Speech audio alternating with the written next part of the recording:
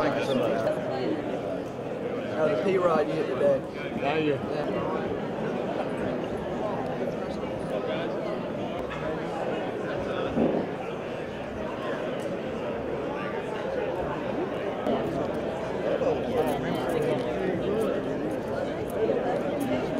Yes, it's good location. It is a good location. Mr. Jim, how you doing? Good. How about you? Nice to meet you, Andy. All right, let's take a look back at what all transpired since our last banquet last year. Of course, East Carolina won the American Athletic Conference tournament down in Clearwater, Florida, as we talked about earlier. Never forget the dog pile. Drew Henrickson, Spencer Brickhouse, Turner Brown, Jake Kuchmaner were named to the AAC All-Tournament team, with Spencer Brickhouse also winning Most Outstanding Player. Great week. Great beating adversity all week for ECU. Chris Holbrook, Brady Lloyd, Brian Packard, and Spencer Brickhouse were named First Team All-Conference from last season. Tyler Smith, Dewanye Williams Sutton were named Second Team All-Conference. Alec Burleson was named Rookie Pitcher of the Year for the American Athletic Conference. Brian Packard was named as the Conference Player of the Year. The Pirates, of course, hosted the 2018 Greenville, North Carolina NCAA Regional. What a great weekend that was hosting that regional event. We saw all four seniors graduate from ECU. Juniors Dewanye Williams Sutton, Chris Holbrook, Connor Litton were all selected in the 2018 Major League Baseball First-Year Players Draft.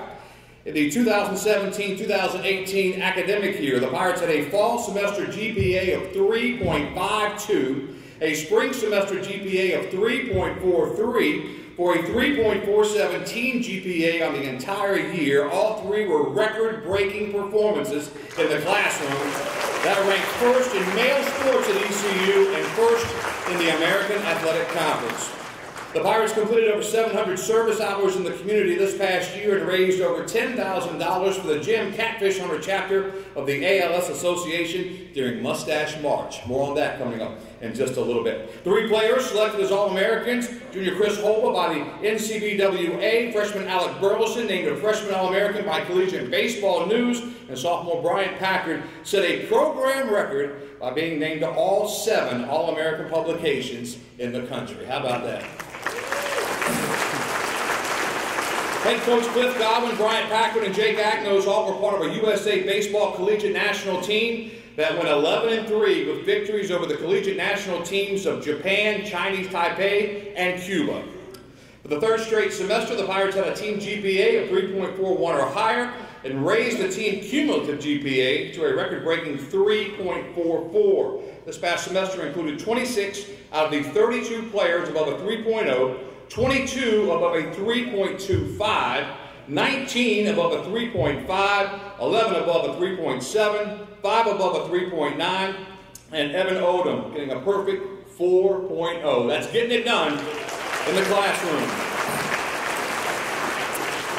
Pirates were also very active in the community, 703 hours this past fall while volunteering at the Food Bank of Central and Eastern North Carolina, the Firstborn Community Center Turkey Pack, James and Connie Maynard Children's Hospital, and even helping a few of the families rebuild their homes in Newbern following the devastation of Hurricane Florence. And of course, the Pirates always invite the Exceptional Community Baseball League out for a day, and we have a great time with them. That was the only time Jake Agnos really got beat up because Bella rejected him for Matt Bridges. So sorry about that, Jake. All right, my turn to introduce the head coach of the Pirates, Cliff Godwin. I have so much respect for him and what he's been able to do coming back to his alma mater. He came back to win championships. He does just that. I had a chance to watch him play baseball at Green Central High School. Had a chance to watch him play for mentors that for him, like Coach O and Keith LeClair, and now he's a mentor for many of us. I think he makes a lot of you guys better baseball players. He certainly makes me a better sportscaster at times. The head coach of the Pirates in his 5th year, he is Cliff Godwin.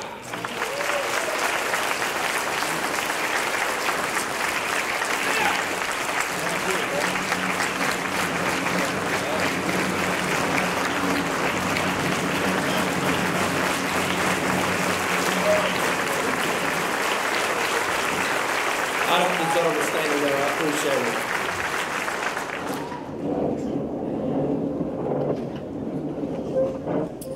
You're not supposed to get choked up, you know, when you're getting ready to host a banquet. And this is why I'm at East Carolina, because of people like you, the fans. And when you look around tonight, you have 592 people here. And 4 years ago, we probably had close to 300 in Harvey Hall. Last year, we had 425 people, and this year we had 592. So let's give everybody in here a great round of applause.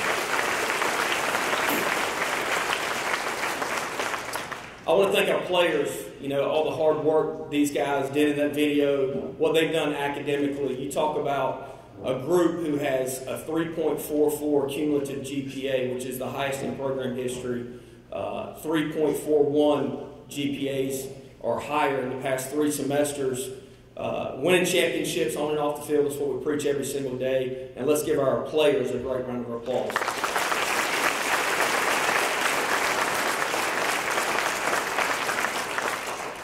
So you fans, we've led the state of North Carolina in attendance for 18 straight years. So that's dating back to the Harrington Field days, before the LeClair Stadium, and we've led the state of North Carolina for 18 straight years. That's a great accomplishment. Yes, that's in front of NC State in North Carolina, if you're wondering, and that's been for 18 straight years. Our goal is to average over 3,800 fans a game and to be in the top 15 in the country. That's what we want to do. That's what we strive to do. Each year, we are close to 200 season ticket sales in front of last year at this point in time, which is awesome. And we want to make Clark LeClair the best home field advantage in the country. And Ryan Robinson, who is new to our athletic department, promises me that he's going to continue to make that better. Ryan, where are you? He stepped out, of course, while I'm putting pressure on him in front of 592 people. So can you relay the message, John? I appreciate it. So, but we need you guys to be loud. When I stepped on the field for that regional last year, I got goosebumps. I get goosebumps every time I talk about it because it was electric. And that's what we work for. That's what we work for every single day, to bring regionals and super regionals to East Carolina University and Clark LeClair Stadium. I talk about our culture all the time, and I want you guys to know that we work on it every single day in our program. And the reason I say that is because a lot of coaches get up here to a podium and they talk about culture and tell you that you got to have a great culture. Well, I can tell you, our staff and our players work on it 365 days a year. And it is the #1 most important thing in our program. It's not winning. It is the #1 thing, our culture, the most important thing. Our culture starts with our mission. Our mission is to always grow on and off the field. It sounds crazy, but it's pretty easy to get them to grow on the field because we've got the best coaching staff in the country with Coach Rozelle, Coach Palumbo, Coach Allen, Pete Biscano, everybody who helps with our program, Brandon Golden. But to get them to grow as men, it is our duty to put them out in society. And yes, we want them all to play professional baseball, but at some point in time, professional baseball is going to be over, and they've got to be able to benefit our society, raise families, and I want them to be CEOs and leaders of their companies. So we want to always grow on and off the field. We have leadership meetings once a week in the fall, and normally once a week in the spring up until the season starts. Our motto is toughness over talent. Look, East Carolina baseball has been blue collar for a long time before Cliff Godwin, and we're going to continue to keep it that way. Our vision, those are our goals, and if you think about it, it's like a pyramid, and at the bottom is something that you can touch every day. We want to get 1% better every day. We want to win 40-plus games each year. We want to win the AAC regular season championship. That's tougher than winning the conference championship because it's over the course of time. We want to host a regional, host a super regional. We want to win a national championship at East Carolina, and we want to make sure they graduate from East Carolina. Every kid that's come through our program that has exhausted their eligibility without signing a professional contract has graduated under our coaching staff. So let's give all our support staff a big round of applause.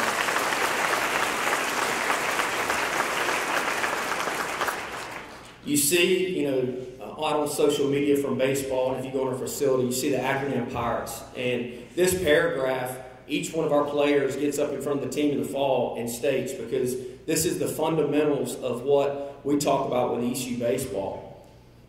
And it goes like this. We compete with a purpose, have a plan for everything we do, and a reason why we do it. We live with integrity and do what is right at all times, even when no one is watching.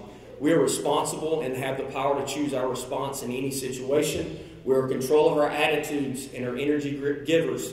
We have the toughness to embrace adversity and keep moving forward. We pursue excellence and a lifestyle to be great. We are selfless, put we over me, and execute our role for the team. We are Pirates.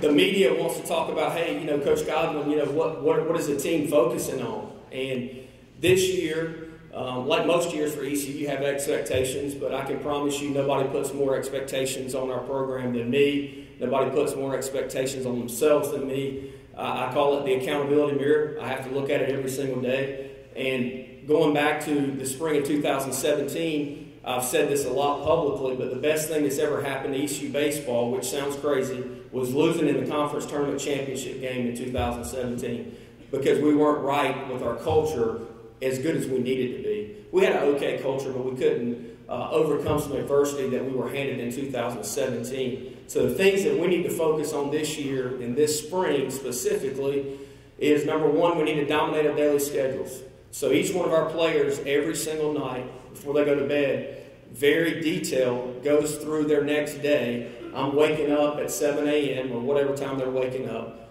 From 7 to 7:30, I'm going to take a shower, I'm going to go to Todd Downing Hall, whatever. And for every 15 to 30 minutes, maps out their entire day. Look, getting good grades like they do and doing what they do on the field doesn't happen by accident. They have to be efficient in what they're doing. So we've got to dominate our daily schedules. Number two is we've got to focus on the process. Media, fans, you know, results is results, but we've got to focus on the process of getting 1% better. I was interviewed on Friday and you know, Pirate Radio, and the question was, Coach, you know, what are you looking forward to today? And I was like, I'm looking forward to practice, like how we can get better today at practice. And after the banquet's over tonight, I'm going to look forward of how we can get better at practice tomorrow, because we need to get better from what we did today, right, Pac? Yeah. Which we've only had 2 bad practices since we've been back in January, so that's pretty good. The next thing is we look as our organization as a boat, and we need to make our boat go faster and with direction. So every decision that our guys make, is it going to make our boat go faster, and is it going to make it have better direction? We have a group called the Program come in, and it's pretty crazy, but our guys had to inflate these big 8-man like rafts, and it was, how long was it, bro? 6 minutes? 5 minutes? 5 minutes that they had to inflate the raft with a group of, you know, 6 players. And it wasn't by chance. It's when these Navy SEALs, when they're in a submarine and they get to the top, for enemies to detect the submarine, they can only be up for 5 minutes. So then they have to go back underwater. So if you don't have your raft inflated in 5 minutes, the submarine's going underwater because it's a $1 billion asset, whether you got your raft done or not. So to see our guys do that, but they talked about having, you know, guys that are just power guys, you know, making it go faster than guys that have direction. We need to, you know, be elite in everything that we do. It's very easy to look around and be average. We need to be elite in every decision that we make. And the last thing, which is one of the most important things, is we need to love one another and we need to be selfless. Part of loving one another, which is tough for this generation, is having tough conversations.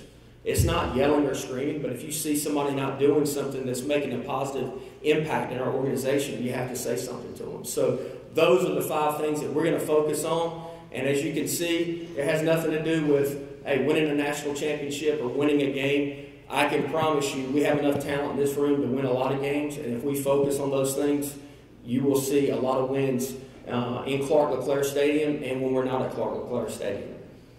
The next thing I want to do is thank a lot of people. And when you go to banquets, I know like people are like, yeah, man, you got to go food and thank all these people. I can tell you this, I want you to know these people, because the organization that we have could not work if it wasn't for these people.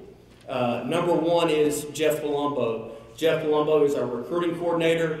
Jeff was one of the first people I called even before East Carolina hired me as a head coach. I knew I wanted him to be here. A lot of times he when you get titled as a recruiting coordinator, people don't think he's a good coach. Well, I can tell you this, Jeff is a complete package. He is an unbelievable recruiter, but he's a great coach and a great mentor for our kids. I also want to thank his wife, Sarah.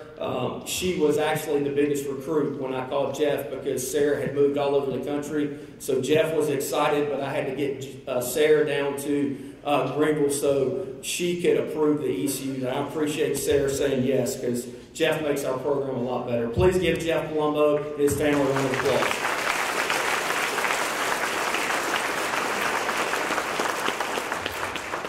The next guy, Dan Rozelle, our pitching coach. Dan has been in Greenville, I think, for 10 years now. One of the best decisions I've ever made was to keep Dan on staff. He was on the previous coaching staff, and when you're a first-time head coach, in your mind, you're like, hey, I'm going to bring all my guys in. And one of the best decisions I made was to keep Dan. And Dan is an unbelievable pitching coach, but he's even a better person. He makes our pitchers better. If you look at our pitching stats, they're always up in the top of the country for what he does. So I want to thank him, his wife Melissa, and his family as well.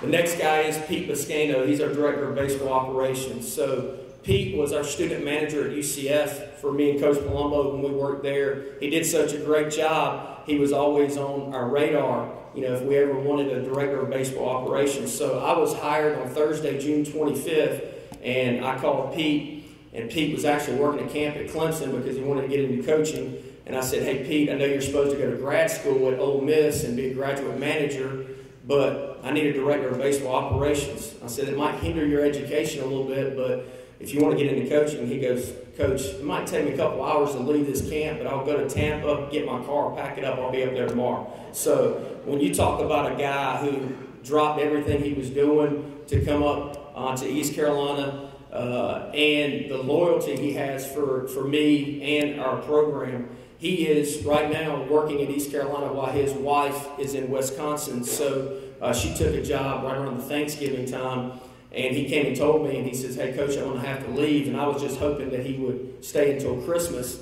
And he says, oh, no, Coach, I'm not leaving until the season's over. So I appreciate his loyalty to our program. So let's give Pete Biscano a big round of applause.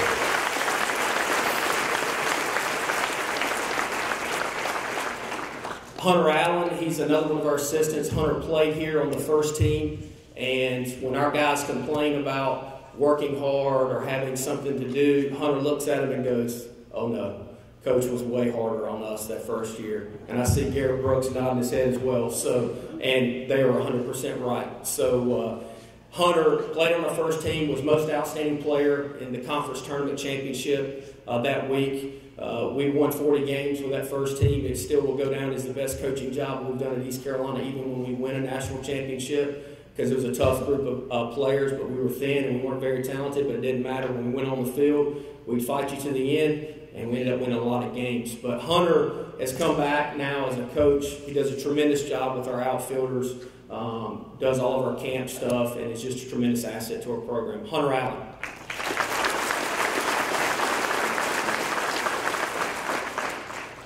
Haley Harris, she's our Assistant Director of Baseball Operations. She actually does a lot of the analytics with our program now and video, does a lot of recruiting graphics for Jeff as well with recruits, and she started in August, and up until this point we have not lost a recruit, Haley, so you're doing a great job, so let's give Haley a big round of applause. These next four guys are the most selfless guys in our program. They're the guys behind the scenes that do the laundry, set up the field. I always tell our players in the first team meeting, if you mistreat a manager, I'll get rid of you, because you can't find managers that work for free and do laundry and set up the field and don't get paid anything. I go find somebody that throws 90 or hits home runs and give them a scholarship, but those guys, they're tough to find. And Caleb Naring, Justin Blanton, Mo Blackwell, and Sean Ward, they deserve a big round of applause.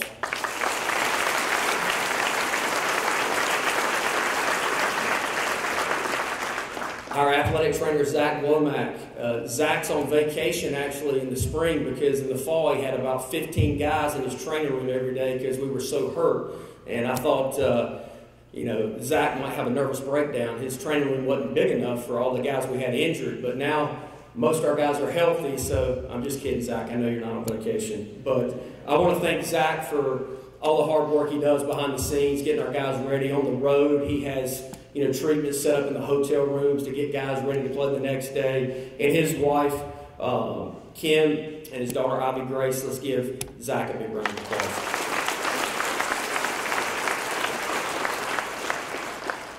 Next guy his title is, baseball strength coach, but he's really like an assistant coach. He stretches our guys. He's out there conditioning them, works them out in the weight room. Brandon Godwin is as knowledgeable of a strength coach about the body and about pitchers and how pitchers need to do certain lifts compared to position players. And he's been an unbelievable asset to our program. So let's give Brandon and his wife, Emily, a big round of applause. Our academic advisor, the one that helps these guys get all these good grades. So Rebecca Wade, there's not enough comments I can make about her in a positive way. She's unbelievable. She comes and sits down with the entire coaching staff every Tuesday at 9 and goes through every single one of our players and is very selfless. She's like the mother of our players. So let's give Rebecca and her husband Tommy a big round of applause.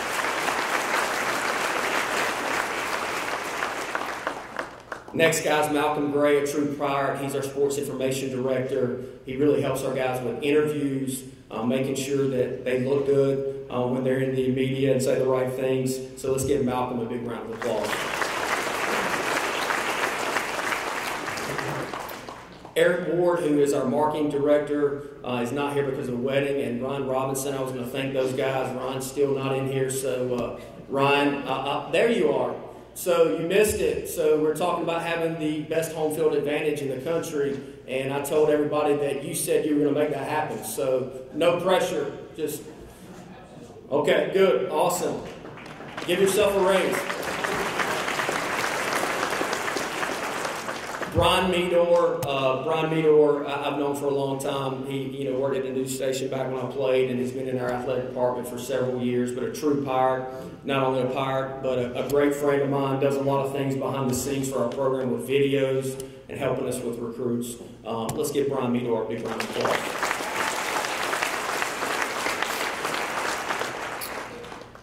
Addison Harvey, he does videos every Friday before we play a weekend series, and they're motivational videos for our team. They're unbelievable and really helps our guys perform and sends a message. So let's give Addison and his wife a big round of applause.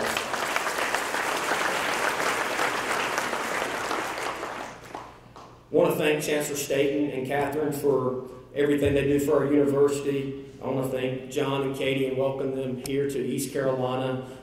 John's been unbelievable in just the brief amount of time he's been here. I will say some stuff later that he helped make happen. Dave and Pam Hart, everything they've done for East Carolina University, not just this time, but hey, early years too. I really appreciate that. JJ McLam, who gives me a hard time every single day, but I do appreciate JJ. Philip Wood, Coach O for giving me the opportunity to play at East Carolina. Brian Bailey and his wife Melissa for taking the time to do this every year. Really appreciate that. Melissa, is he going to be able to wear the mustache?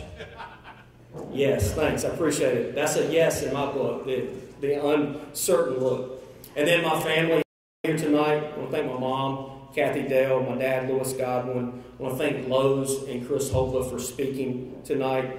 Chip Davis, who is my car dealer. Chip puts me in a sweet ride, which, that's nice, but it helps with the recruits. Everything's about recruiting, and I appreciate Chip for doing that. Garrett Blackwelder, who was my roommate in college, but he also now lets me fly in his plane, which also helps with recruiting and makes me more efficient. So I appreciate that, GB. And then all of my teammates are here tonight. I promise you it means a lot that, we have 9 guys here that played at East Carolina when I played here, because I love seeing the tradition that we have and the family that we have, and it means a lot to me, so thank you guys. Now it's my pleasure to introduce to you the 2019 ECU Pirates. We're going to start with the freshman class. They're going to come up here and introduce themselves. So for these freshmen, this will be the most nervous they've been up until this point. So you'll be able to see who is a little nervous and who's not. And then we'll end with the senior class, and then we're going to have Jake, Pack, and TB come back up and speak for a minute. So without further ado, we'll let one of our freshmen lead off here.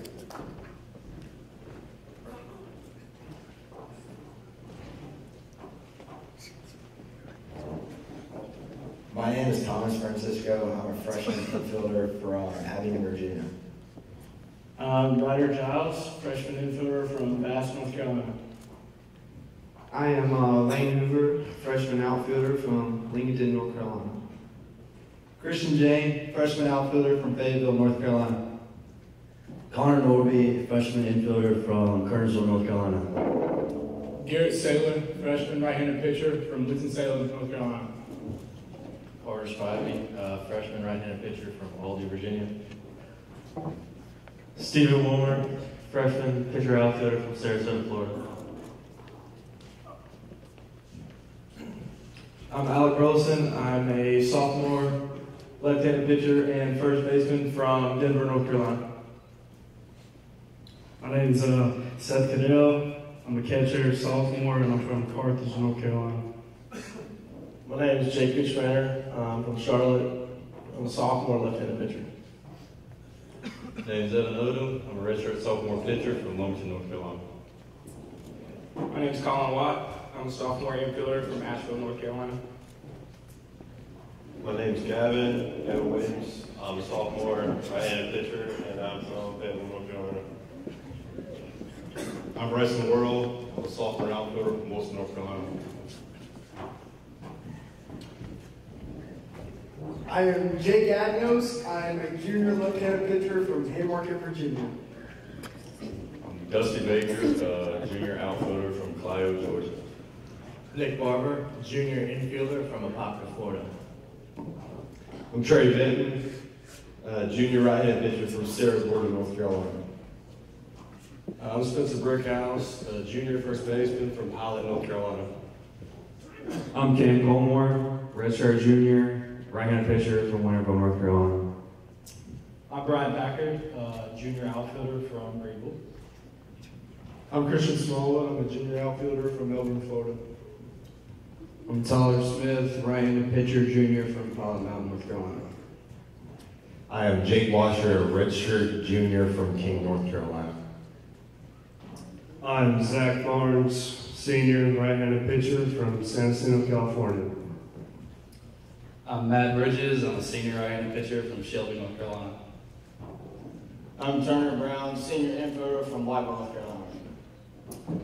Chandler Jenkins, senior outfielder from Lincoln, North Carolina. I'm Sam Lanier, senior pitcher from Maitland, Florida. Brady Lloyd, senior infielder from Denver, Pennsylvania. Evan Valva, redshirt senior, right-handed pitcher from Currituck, North Carolina.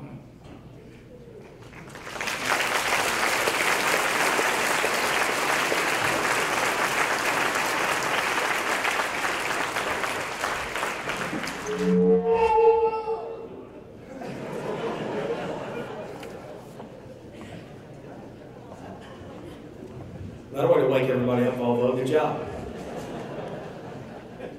Next up, we're going to have Jake, Pack, and TB come up here and just talk about what it means for them to be a Pirate. And we always want to have a couple guys speak every year. And, you know, every one of our players has a different story.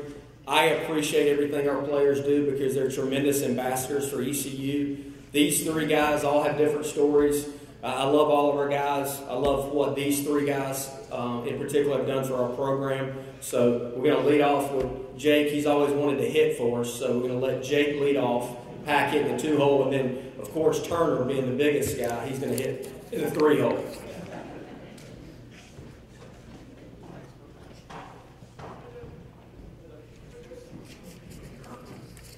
I was expecting a standing ovation like Coach Godwin.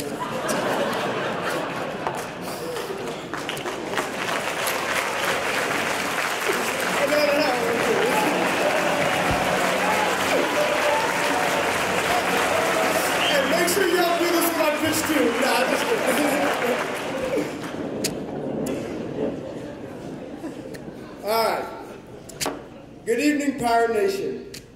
For those who don't know me, my name is Jake Agnos, and I'm a junior left-handed pitcher from Haymarket, Virginia. I'd like to start off by thanking Coach Godwin for giving me the privilege of speaking to you all tonight. I'd also like to thank the coaches, staff, and players for dealing with my borderline ADHD self the past 3 years. I can honestly say that they've been both the best and toughest years of my life. Through being preseason ranked 6th in the country, to ending up last in the conference, to hosting the first ever regional at LeClair Stadium, my experience these past years have honestly been a roller coaster of emotions. However, one thing has remained constant throughout, and that is my love for this university, this community, and this baseball team. I'd be lying if I said I felt the same way after being taken out of some of those games last year. I think the lowest point of my career was my freshman year at UConn. I won in 1 inning, I gave up 3 runs. That wasn't the bad part. It was having Coach Godwin lay in the middle of the team huddle in the fetal position, saying that's how I pitched that day.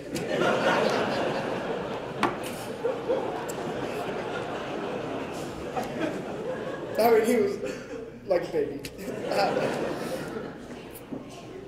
At the time, I was embarrassed and upset, but looking back, he was right. Of course, I tell you that story because it doesn't offend me and I didn't take it personally. Just like I don't take it personally each time one of you come up to me and tell me all I have to do is throw strikes. Trust me, we're on the same page. It's the tough love that Coach Godwin shows all of us that many people aren't fortunate enough to have in their life. And honestly, it's the same love that you all show us too. We are the ECU baseball team. We win championships, and when we don't, you're the first to let us know.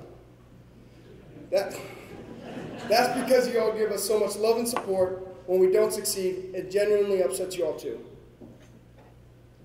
This baseball community wins and loses together, and none of it would be possible without you all.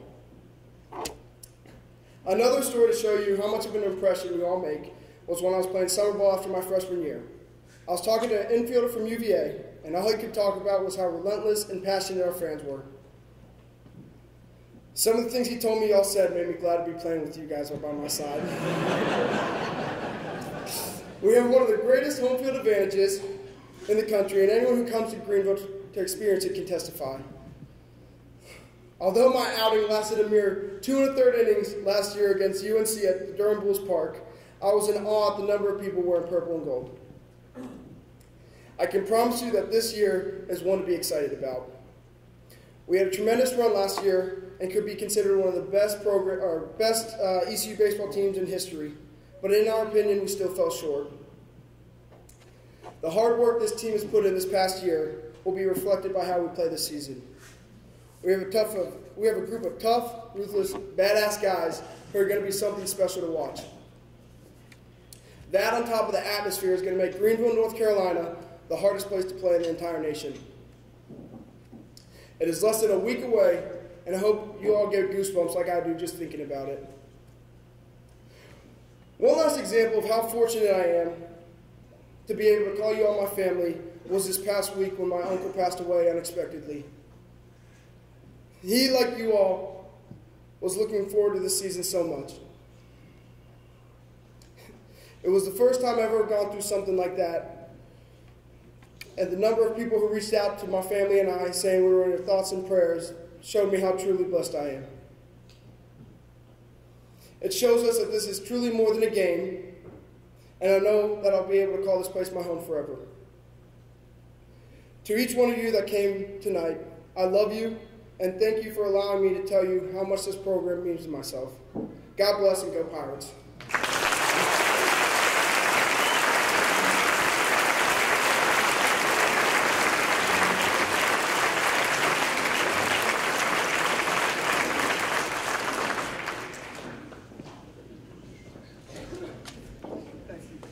It's pretty tough on the top there. Good job, Jake.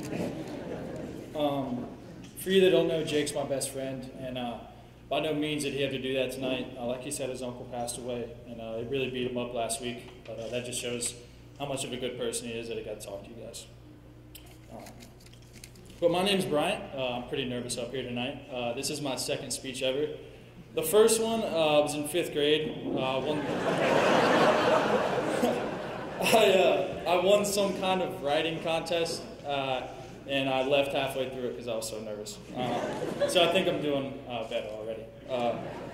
But when Coach Godwin asked me to do this a couple weeks ago, I didn't exactly know what the subject was going to be. I didn't know there was a subject. So I kind of just gave a timeline of me. So I'll start it off. I was born in Seattle, Washington, way up there. My dad was in the Navy, so we moved all over. We went from Seattle to West Virginia to Maryland, and then to Pennsylvania. And we lived in Pittsburgh, or probably an hour away from Pittsburgh, and I think that's where my love for baseball first started. We would go to PNC Park and watch the Pittsburgh Pirates all the time, and watch guys like Jason Bay, and watching my dad get riled up in the stands showed me how much he cared for baseball. And then when we lived in Pittsburgh, that's when my dad got the call.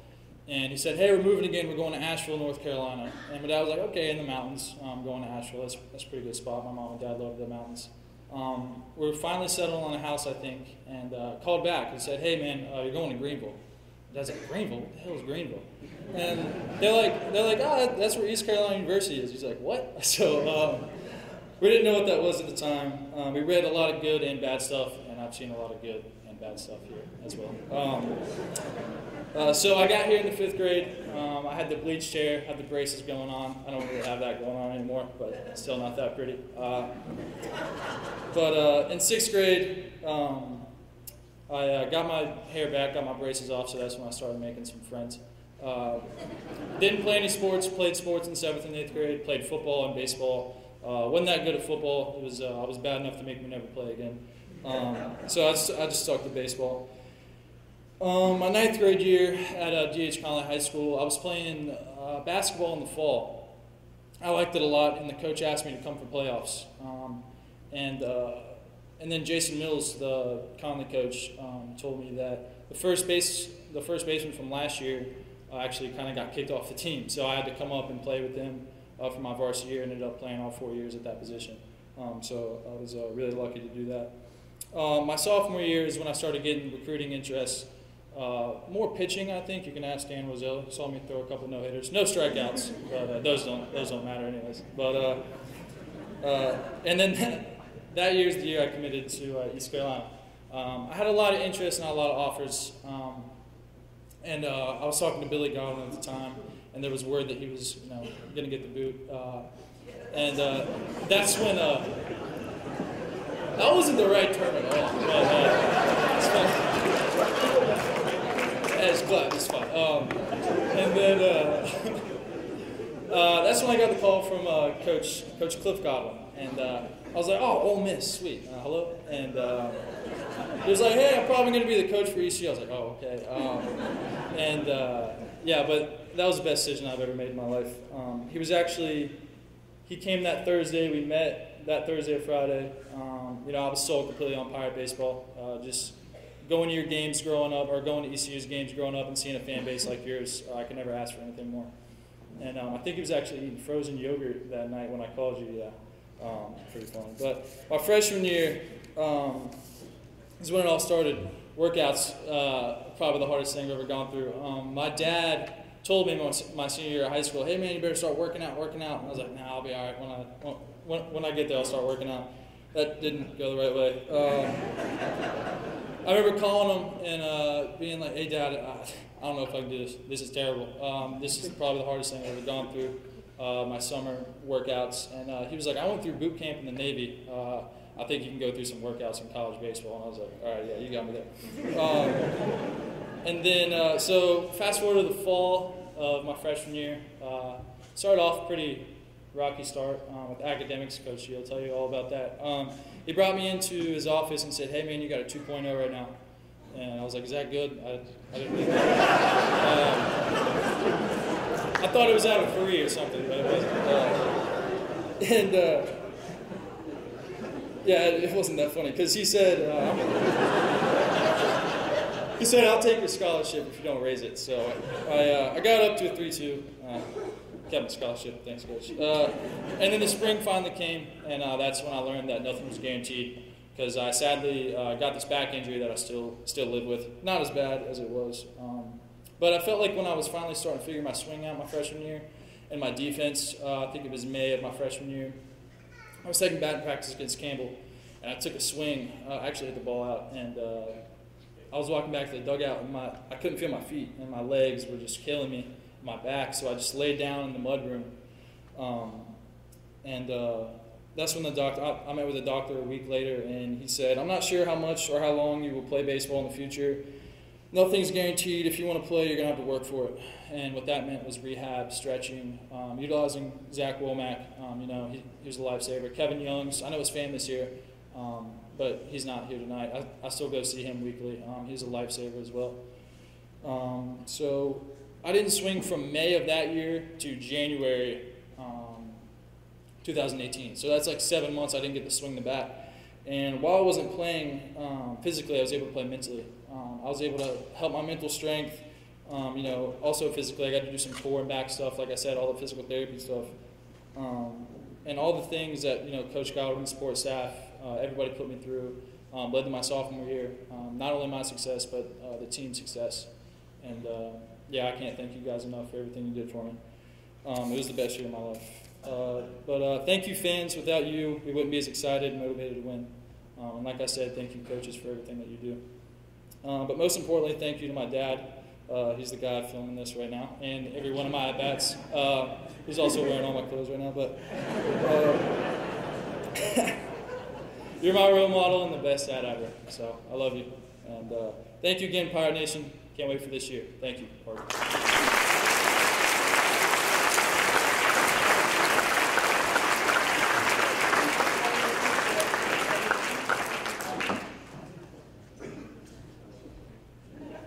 That's tough following up the funniest guy on the team. That's tough. All right, so good evening. This podium's really tall. Anyway, all right, so first I would like to take a moment to thank all of you for coming out today. It means a lot. It's amazing how much this banquet's grown, in my 4 years here. I mean, like Coach Godwin said, my first year and there's 200 people, and I'm like a freshman up here, like scared to death, can't remember how to introduce myself, and now there's 600 of you. It's awesome. So today I'd like to share 3 things that I've learned during my time playing with the ECU baseball program. So the first thing is I've learned the value of hard work. And I remember moving to the dorms my freshman year, like all excited, like, hey, I finally made it. And the next day I woke up and I'm like, what have I got myself into? Like after workouts, I couldn't walk. I literally couldn't walk to class. But that's one thing every freshman is lucky to find out in the summer is you find out how to work hard. And Coach Godwin always tells us, hard work guarantees you success, but it doesn't guarantee you success tomorrow or 6 months from now, but you just got to stay on it. And I can remember the first time I finally saw the hard work that I've been putting in pay off. So Coach Godwin calls me up, he's like, hey, TV, like, I need to meet with you. And freshman me is like, oh gosh, what have I done? Like, I got to go to this office, and anyway, he was like, he sat me down, he said, TV, how you doing? I said, good, Coach, I'm doing good. And he said, hey, TV, you're going to play shortstop tomorrow on opening day. And, like, inside, I'm wanting to jump up, run outside. Like, I was so excited. But, it wasn't that I was starting shortstop the next day. What was so exciting is, you can finally see all the hard work you're putting in pay off. And, I've gone through the whole fall, giving 100% every day, and just trying to win a spot. And hearing those words made it all worth it. The second thing I learned is what it takes to become a good leader. After every season, we have exit meetings, and this is where the coaches tell you what you need to work on, in the off season to get better. And I went into Coach Godwin's office, ready for my meeting, and he looks at me and says, "Hey, TV, what do you think you need to get better at?" And as most of you have been telling me for the past 3 years, you need to get bigger, get stronger. Like, yeah, I mean, he was like, yeah, that's true. But, he said, TV, everybody in Whitewood told me how good of a leader you are, but I haven't seen that from you so far. He said, it's time for you to step up. So that kind of took me back, and it hit me like a brick wall. I've always done things the right way, and then I've really focused on myself. But there's more to leading than that. And Coach Godwin mentioned the program that came in, and it's a leadership program.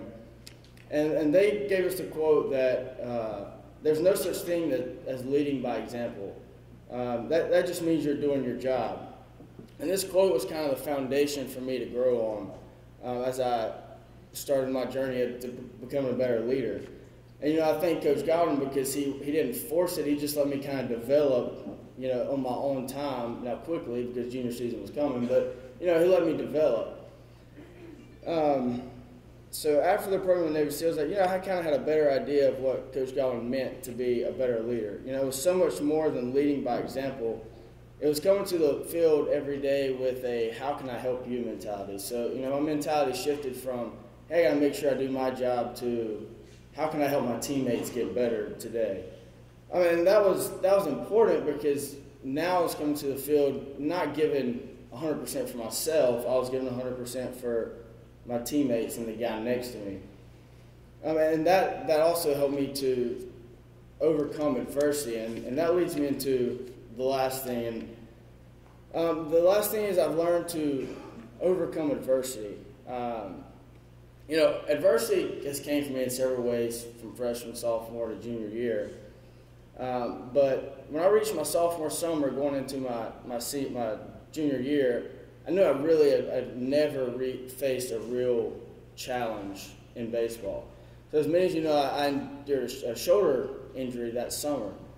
And, as a college baseball player, one of your goals is to play in the Cape Cod League, which is a, really prestigious summer ball league.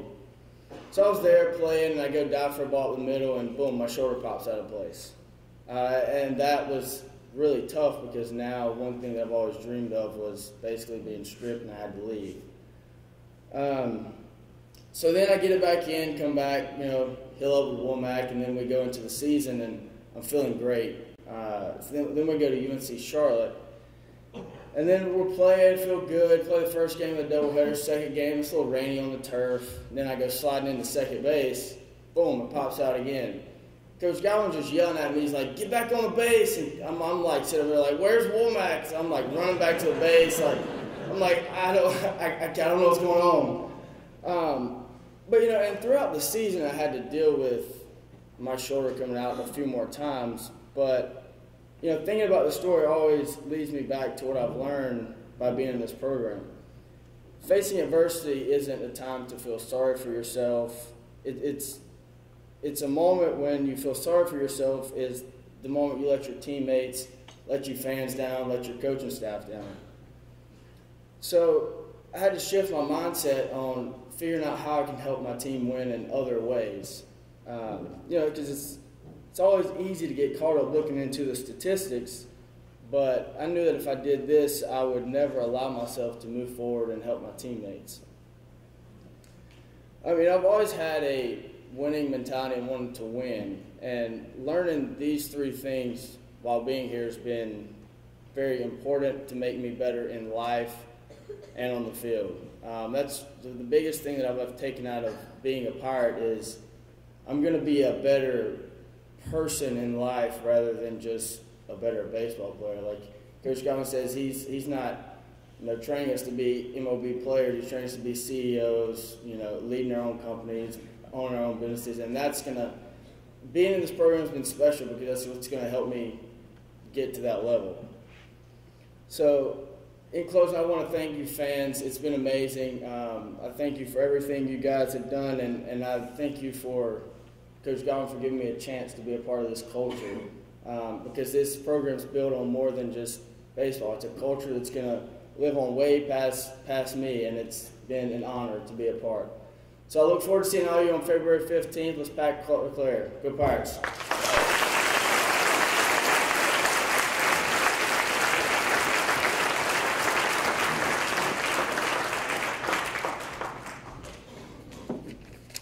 Wow, Jake, Pack, TB, great ambassadors for our program or university. Really appreciate you guys doing that. I know it's not the most comfortable thing, as Pack said. It's his second time speaking since 5th grade. So thanks, Pack, for making it your second time.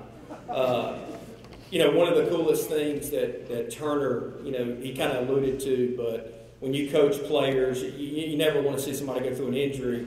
But literally, his shoulder would pop out last year. We're playing Wichita State on Thursday, and it was Easter weekend, and he goes to just backhand the ball, and his shoulder came out. So, it got to at the end where it would pop out, and then it just kind of slide back in. He'd be really sore, but he just kept playing. Like Womack would get him a couple of days of treatment, and he'd just run back out there. And we dogpiled for the American Athletic Conference Championship. And Turner was smart enough to not want to get in the dog pile, but Dewanye's a little bit bigger than him. So Dewanye tackled him, and he dislocated his shoulder again before the regional. So his shoulder popped out like 4 times last year. And I think me and his dad were the only ones yelling at him at Charlotte to get back on the base when he stole second and his shoulder popped out. But we appreciate his toughness, and a lot of our guys play through a lot of different injuries. This next guy, Chris Holbrook, as all of you guys know who he is, he was in our program for 3 years. One funny story about Chris was you talk about you make relationships in life, and that's recruiting. You know, when we recruit, it's business relationships, and so our closer at Ole Miss, Brett Huber, is from the St. Louis area. So as soon as I get the job, he's coaching a travel team, and he tells me I need to come watch this guy in Atlanta, Chris Holbrook. Well, as you can imagine, you know, I have flown to Oxford after my press conference. I was like here for 4 days, fly, get my car, pack all my clothes just in my car, but I don't move my stuff, and I drive straight to Atlanta. And one of the first games I saw was Chris Holbrook pitch. And I was impressed, number one, by his maturity about the way he went about his business and his throwing routine. When you go watch these travel games at times, guys are just tossing and they have no plan of what they're doing. Chris Holbrook had some intent in what he was doing. And he went out there, and he didn't have, at that time, great stuff, but he could pitch. So watched him pitch, started talking to him, you know, our coaching staff, and I was in Atlanta for a few days. Well, then I drove from Atlanta up to Greenville because Chris was going to come by Greenville on his way back to the St. Louis area. So I leave Atlanta at night, and J.J. McLean has us this unbelievably nice apartment, you know, for the coaching staff that we're staying in. And, you know, I've just got my clothes. That's all I've got. Well, Pete calls me on the way. He's staying there. He says, "Hey, Coach, just want to let you know the AC's out." I said, "Hey, no problem. That's no big deal. You know, I grew up on the summer tobacco fields. I can deal with that." So I'm not thinking about sheets. I'm not thinking about shower curtains, towels, anything. So I get to this nice apartment, and it's a twin bed. I have no sheets, and it's 100 degrees there, and I have no shower curtain. And I get in at 1:30, and Chris is going to be at my office at 9 a.m. So I said, man, this is what East Carolina head coaching is all about right here. But I'll tell you what, it was awesome because the next day we showed Chris around, and Chris ended up being an ECU Pirate. This guy has shown unbelievable amount of toughness. Everybody talks about, you know, the injury he sustained, which is still to this day a tough injury for us to have seen in person. But the first thing when I went to the hospital in Houston that Chris asked was, "Coach, how did we do?" And I said, "Chris, hey, not too good, but you're going to be all right."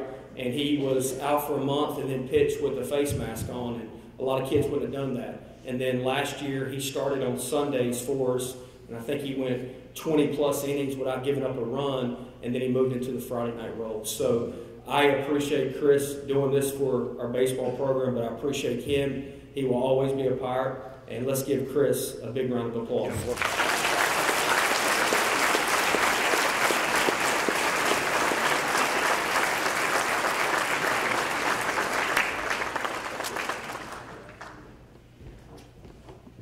Well, I should have met with him before because he stole part of my speech, so you're going to hear a little bit of the same story. Good afternoon, Pirate baseball family. Hope everyone's enjoying themselves tonight. This is an event we always look forward to as players, kind of the last box you check before we start playing next week. For those of you who do not know me, my name is Chris Holbrook. I was a pitcher here the last 3 years, and I'm part of the next step in my career in the St. Louis Cardinals organization. Before I tell more on my story, though, I want to say a special thanks to Coach Godwin, Coach Rizzo, Pete, Coach Palumbo, Brendan Golden, Zach Womack, and Rebecca Wade for all the hours and effort you've spent on me and this program throughout my time at ECU. I would not be where I'm at today without all of you, and I can't thank you enough. So, a little background on me. My dad, who's in the stands tonight, or in the crowd tonight, Colonel Holbrook. He was a pilot in the Air Force for 30 years, so similar to a lot of our coaches' families, that meant packing up the house and moving about every 2 years. So it's kind of funny, one question me and my siblings always struggle with is when people ask us where we're from, and moving 10 times by the time I turn 18 makes that a pretty difficult question to answer. Luckily though, as fate would have it, like Coach Godwin talked about, I moved my sophomore year of high school to Southern Illinois. would lead me to play travel ball for a guy named Brett Huber, former Ole Miss closer who grew up near me in Southern Illinois. While at Ole Miss, he played for Coach Godwin during his time as an assistant there, and a recommendation, like Coach Godwin talked about, from Brett Huber to Coach Godwin would lead me to commit to the Pirates after my senior year. Coming into my freshman year, there was high expectations for me in the role that I would have on our staff that season. I fully expected to come in, be a weekend starter, and contribute right away. That it was going to be that easy. Soon though, reality would hit, and I quickly learned that if I wanted to be a part of the weekend staff and a leader on our pitching staff, I would have to completely alter the way I prepared and fueled my body. That I had a lot of maturity to do that year.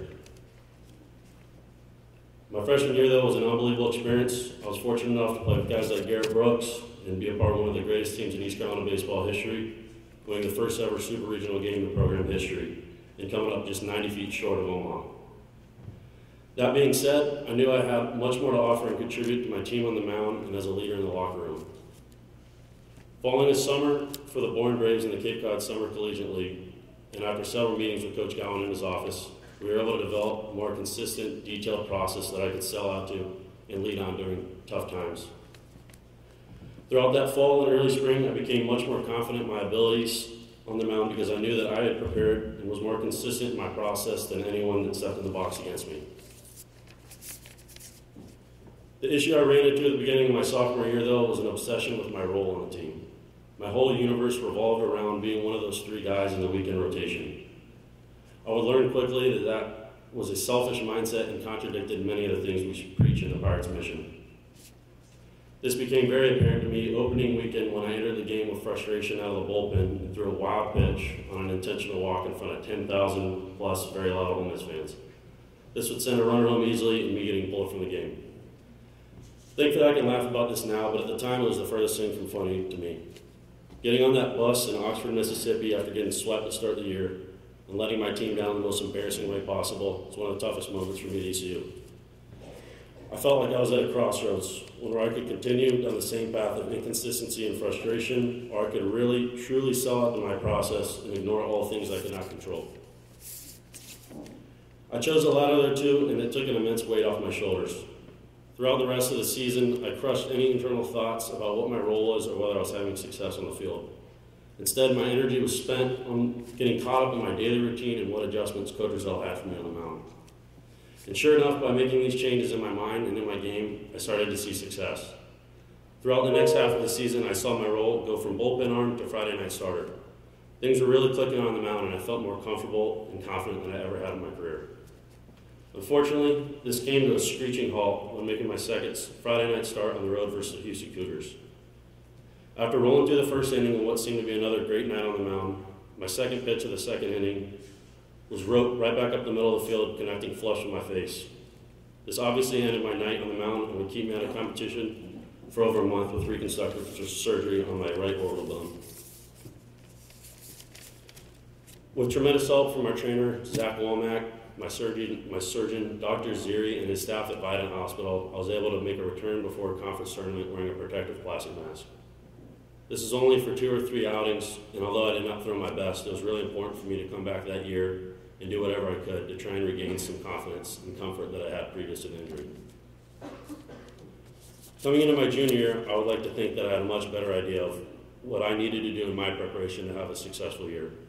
And although I know the ultimate goal for our team is to bring the Greenville fans a national championship back to Greenville, I have very few regrets from my junior year.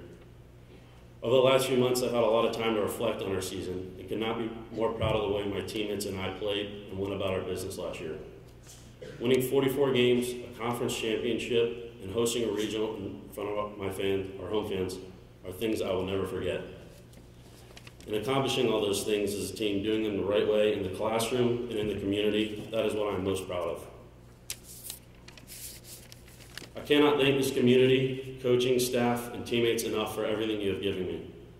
Coming from a military kid that's moved more times than I can remember, I can confidently say that the people of Greenville and this program have given me a home. I can't wait to see what this team accomplishes this year. I'll be your guys' biggest fan. Go Pirates.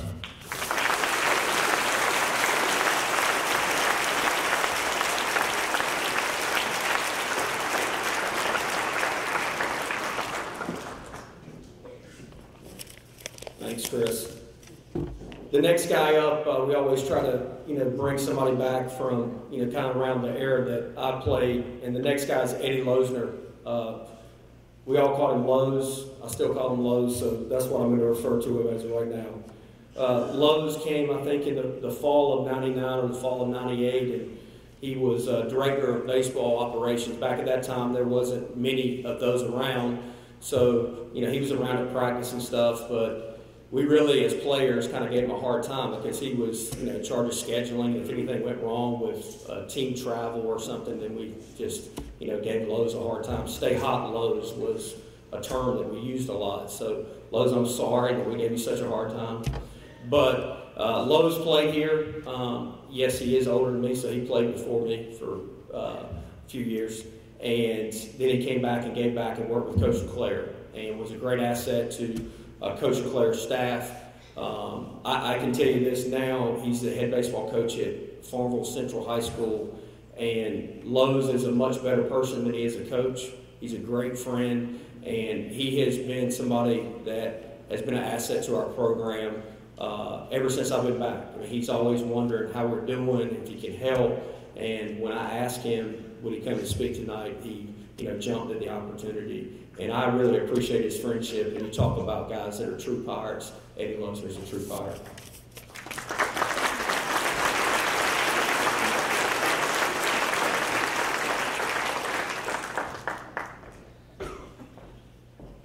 Thanks for those kind words. I told him my mom was going to see this, so he gave me a good introduction. Man rule number 1, call your mom. I see a lot of familiar faces out there, especially my wife Jennifer and my girls Taylor and Kate. And no pack, my wife's not wearing my clothes tonight. So. But it's great to see so many Pirates in the past and present. And no Pirate gathering is complete without Big Guy, my buddy. Me and Big Guy go to church together at St. Peter's. And Big Guy's so faithful, he goes to church every single Christmas. No, that's not true. That's not true. He goes on Easter too. Everybody loves Big Guy. But I guess you could say I'm uniquely qualified to speak tonight. I'm one of a relatively small number of people to both play and coach baseball at ECU. But full disclosure, I wasn't a great player. The highlight of my career was hitting a walk-off E6 against Duke in '94. Jerry Green was there. But all joking aside, it's an honor to be here tonight. And my message to you is this. The Lord puts people in your life for a reason. Take a moment, look around your tables, and look around the room. These are some of the people the Lord has put in your life. And through my time as a student athlete and coach at East Carolina, He's put some great people in my life. And although there's too many to mention all by name, I'd like to recognize a few. The first is Coach O. A few years ago, a bunch of us were at Tommy Eason's house celebrating his induction into the ECU Hall of Fame. And wouldn't you know it, somebody got the Coach O stories going. And I think most of them were true, too. But my favorite Coach O story involves my former teammate, the great Mike Samburn, who's here tonight somewhere. Mike was a Pat Drawn scholarship winner. He threw a shutout in a regional. A great Pirate by any measure. And we played during the period of baseball history I like to call BPG, which stands for Before Perfect Game. We also played before internet and Snapface and InstaChat and all that other stuff. But long story short, Mike's from California, so he and Coach O had never met face-to-face before he arrived on campus. So when Mike got here, he went and moved his stuff in the Scott dorm and quickly met some of his new teammates, and there were some parents around too. So after a long day of moving in his stuff, he worked up a little thirst and decided to go pick up some adult Pirate beverages. So when he got back, he saw some of his teammates talking to a nice-dressed gentleman and assumed it was somebody's parent. So he walked up to the gentleman with his pirate beverages in tow and said, "I'm Mike Sanborn." And the gentleman replied, "I'm Coach Overton. I see you've done some shopping."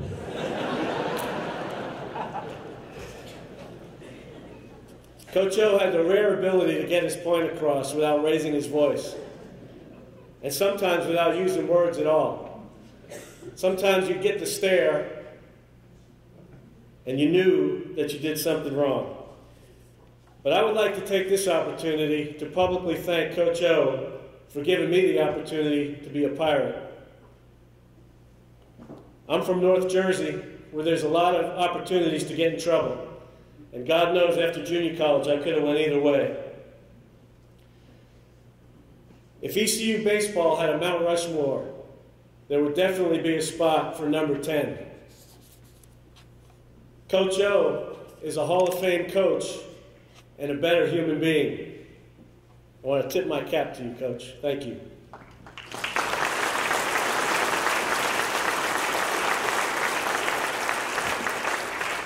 After my playing career was over, Pitt Community College was in the intermediate stages of starting the baseball program.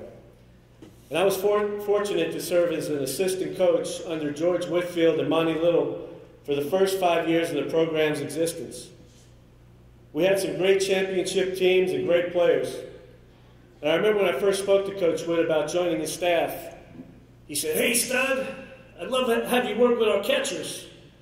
Why don't you come meet me tonight at the Vernon White building and I'll buy you a steak." So I got excited. I went back to my room and got a yellow legal pad and started writing down everything I knew about catching. I got all dressed up, showed up 15 minutes early, and he stood me up. But I'll tell you this, he's taken me out for a lot of steaks since then. And I did actually manage to sneak and pick up a check one time. But George Whitfield is probably the most giving person I've ever met. Every year he has a baseball clinic in Goldsboro. And if a youngster wants to go, all they have to do is call him and they can go for free. He'll even buy him lunch. One thing I've learned from Coach Witt is that you'll always be remembered by what you gave rather than what you received. Always be a giver. In the summer of '97, Keith LeClair was hired at East Carolina, and we quickly developed a great relationship. I think we both realized that our programs could mutually benefit from each other, and plus we were both Steeler fans. And we had some players from Pitt go on to play at ECU, like Jay Hyde, who's here tonight, and Corey Scott. And if I had a special recruit in town, I'd always take him by to visit with Coach LeClair, and he was always so gracious. He would spend time with us. Sometimes they'd even say, "Hey, when are we going to see Pitt's campus?" That's a minor detail. We'll get to that. But one day in the summer of 2000, Coach LeClair gave me a call and said, "I need you to come by the office. Dr. V wants to talk to you. And when Henry Van Zant wants to see you, you stop what you're doing and you show up." So when I got there, Coach LeClair and Kevin McMullen were sitting in the office looking real serious. And Coach said to me, "Hey, a young man got injured in your station at camp, and Dr. V needs your insurance information." I said, "You mean like car insurance?" And then they both started laughing and said, no, the young man's fine. But the reason we asked you to come by is we created a position in our staff, and we want you to have it. And that's how the Director of Baseball Operations position was created.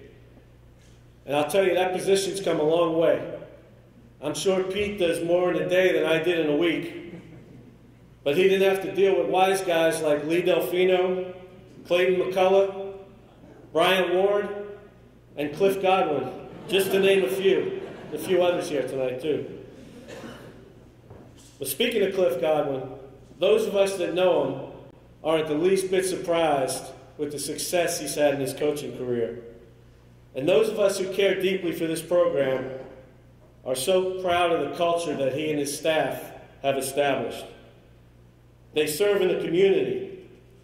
They stand for the flag and kneel for the cross. They earn everything they get. And win, lose, or draw, they take extreme ownership. But one of my favorite things is how patient Cliff is with the media in his post-game interviews. Have a look.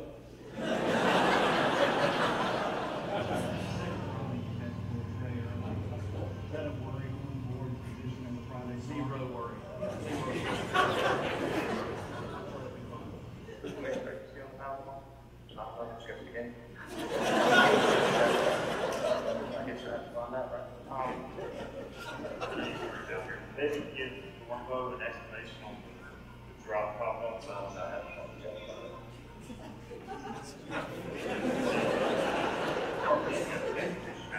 Obviously, Carl, from one count, basically in a situation that pitch kind of swings in tired of that.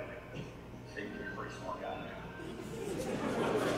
Couldn't help notice a lot of guys showing one. Okay, let's try to get the pitch pad a little bit, try to throw them off the road. It worked there. Yeah. Okay. We don't normally fake punts, so it got us a couple walks, and we were able to get the pitch counts up and get to another guy again. I know you dreamed about this moment, talked about this moment. Now you're the eve before the moment. You have trouble sleeping tonight. What's it like right now? I've had a little bit of trouble sleeping. A little Z-Quil right before bed, knocked me out a little bit, but it's good. It's all good. Yes, I have. Put that in. Hey, well, you're going to knock me out with that? No, it's something that not just myself, a lot of people have dreamed about for a long time. That's good stuff right there.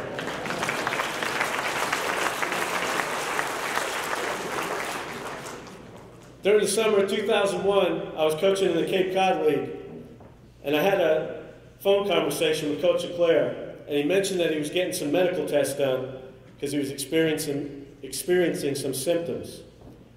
I remember not thinking much of it. I mean, we worked out together, and he never showed any signs of being unhealthy. His weight was down a little bit, but I knew he was getting after it in the gym.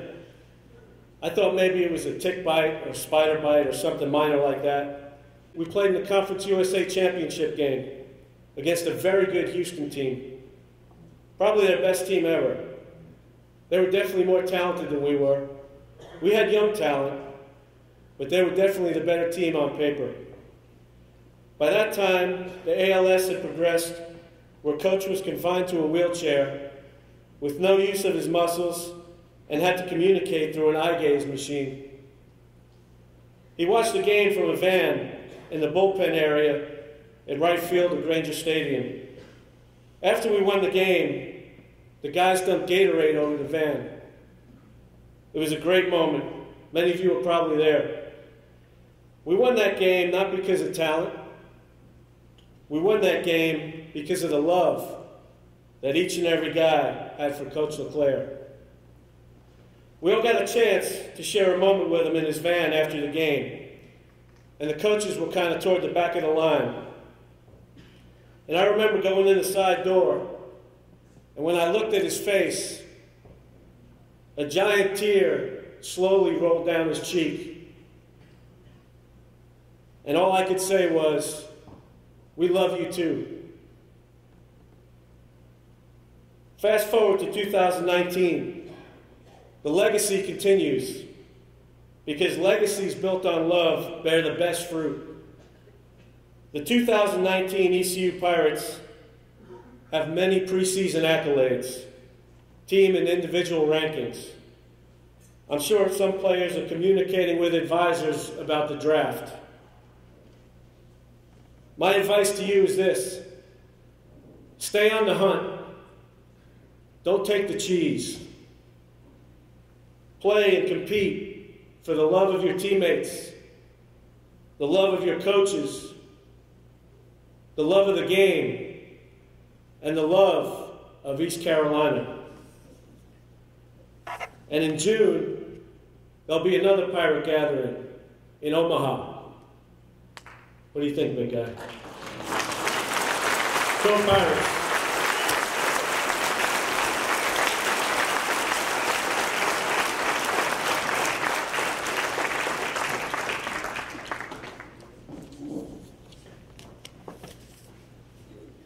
Lowe's, thanks, I appreciate that. I really didn't know that I was that bad with the media, so I'm a learner. Bailey, I'll work on it.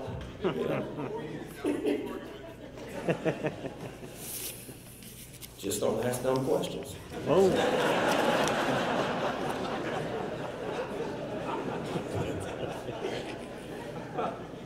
Well, I'm excited to be back up here. This is the most I've ever been up in one of our meetings, but the next slide that we're going to reveal is for our players. And in my opinion, which I'm just one person, I feel like our players deserve the best facilities, the best locker room, the best weight room, the best team meeting room. So we're going to unveil some very new and not final designs. Trying to make sure I'm politically correct, JJ, here. But we're going to have a fundraising project for approximately about $4 million to renovate our locker room, our players' locker room, our team room, our coaches' offices, so Pete Biscano can actually have an office that's not in the coaches' locker room.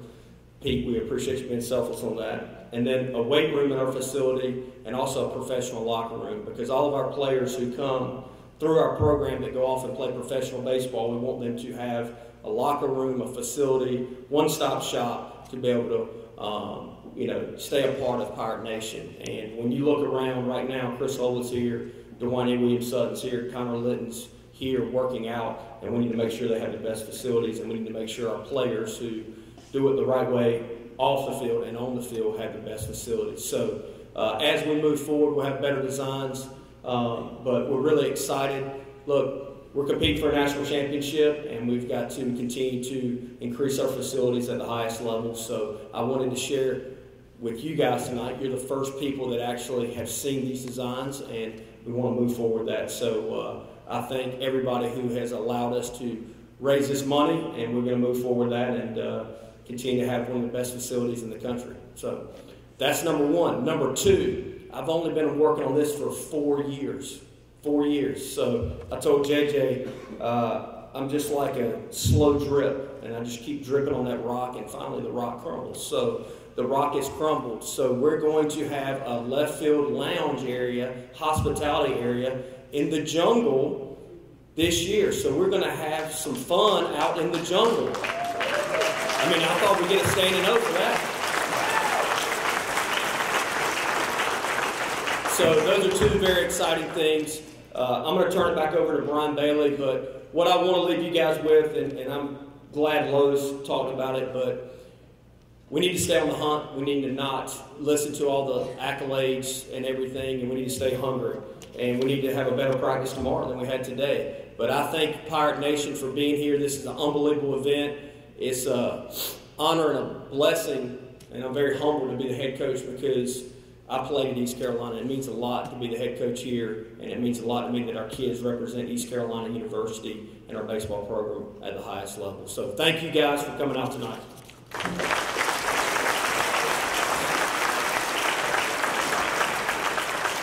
All right, as Cliff said, the first year, he was pretty hard on the reporters, and so I talked to him. I said, Cliff, these kids are young asking these dumb questions. They're just young. That's why they ask dumb questions. And he looked at me, and he looked down at his shoes, and he looked at me again, and he said, so what's your excuse? And I know he said it, too. All right, a couple of notes, too, before we go. The Keith LeClair Classic is coming up to raise awareness to fight against ALS March 1st through the 3rd. Utah, Wright State, Western Carolina will all be at Clark LeClair Stadium. East Carolina will wear a special patch on their hat. All teams and umpires will wear a Fight ALS wristband coming up during the tournament. The Keith LeClair Classic, it's always a great, great time. Lynn usually comes back with the kids, throws out the first pitch. But it's a very, very special event, so try to make that. Mustache March is coming back. Last year, somehow mine grew back brown. I don't know how it happened. It was a mystery. The whole idea with the Mustache March is to raise awareness, and people would come up and ask me about my mustache, what was going on, so I could tell them about ALS and try to raise money. This year, I've already Googled it. I'm going to try to do a handlebar. You have to get some wax, and you have to spread it every day, and you have to curl it like that. So that's my goal this year, is to get a handlebar going. Melissa's going to love that one. She loves me anyway, I think. Pirates are teaming up with Michigan and Memphis, their baseball teams this year, to grow up in mustaches throughout March to help raise awareness for the fight against ALS. In the past 3 years, Pirates have raised $21,000 in that endeavor for the Jim Catfish Hunter ALS chapter, and those folks are really, really great and very appreciative of everything that's done. If any of the Pirates have trouble growing a mustache, Spencer Brickhouse says he'll take some of that off the top of his and he'll paste it on there for you. So you got no problems. Got thank yous to give out tonight. McCall's Barbecue and Seafood for catering tonight's delicious meal, providing outstanding service for all of their support for the Pirates. Shenandoah Graphics and Framing for providing us with some outstanding frames for tonight's silent auction items. The ECU SAC reps for being here this evening, always representing East Carolina athletics in the most positive of lights. Our table buyers, and we couldn't do it without you. Thank you so much to Bill Clark Holmes, JJ and Emily McGlam, Carl and Connie Rogers, Ron and Rose Bowen, Joey and Tracy Bowen, Chris and Carrie Collier, Mark and Allison Spivey, Tracy and Mark Copeland, Earl Boykin Sports, Corey Kennedy State Farm, Heads Up Custom Paint, HealthWise Pharmacy, TRI Solutions, National Finance Company, 94.3 The Game, the Houston Group, Riley's Army, Equipment Plus, Cellular Warehouse, Young's Physical Therapy, Billy Beer, Mike and Paige Amon, Tim and Diane Martin, Holloman Construction Inc., BTS Tire and Wheel Distributors, and Caremaster Fire and Water Restoration. Big hand for all those folks. Thanks so much for buying those tables. I want to thank all of our guests tonight. What a great, great turnout. 600 folks on a Saturday night and get you set for East Carolina Pirate Baseball. Opening day only 6 days away. It's coming up. Radford comes in for the series at LeClair Stadium. I promise great weather coming up, at least 75 degrees. Should be absolutely incredible. Silent auction winners can pick up your items at the tables in the very back. Following the conclusion of the program, the winners are posted on the board in the back of the room. So check out the board in the very back of the room to see if you won your prize. As we come to the end of our evening tonight, on behalf of the Department of Athletics and the Pirate Baseball team, we thank you for coming this evening, and we leave you with a video to get you ready for the upcoming season, the 2019 Pirate Baseball season. Thank you so much for having me again tonight, and we'll see you at LeClair Stadium coming up on the 15th. Go Pirates and good night, everybody.